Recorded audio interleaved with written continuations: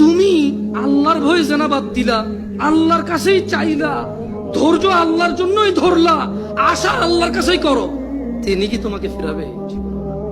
তিনি হচ্ছেন উনি যিনি ৯৯ জনকে হত্যা করার পর শুধু উনার কাছে শাস্তির ভয়ে আছে কিনা আমার মুক্তির উপায়, আমার কি ক্ষমা হবে, ক্ষমা কার থেকে? তাহলে ওই যে বনি ইসরায়েলের ঘটনা, ও ৯৯টা মানুষকে মারার পর কার কাছে ক্ষমার জন্য? ক্ষমা হবে কিনা ব্যাকুল হয়ে গেছে। কার কাছের জন্য? আল্লাহ থেকে। ওকে যাদেরকে মেরে ফেলছে তাদের কাছের জন্য। ও তো টেনশন করতেছে যে আমাকে কি মাফ করবে কেউ, আল্লাহ কি আছে যে আমাকে মাফ করবে, বা আমার কি ক্ষমা হবে? ৯৯টা মারার পরও কি ক্ষমা পাবো আমি? আল্লাহ কি ওর জন্য জমিনকে কাছে করে দেয় নাই? এই মাটি তুমি এক চুল নাড়তে পারবা? এই জমিন তুমি এক চুল নাড়তে পারবা? ভাই আমার, তুমি কি বনি ইসরায়েলের ওই ৯৯ জন হত্যাকারীর চাইতে নিজেকে খারাপ মনে করো?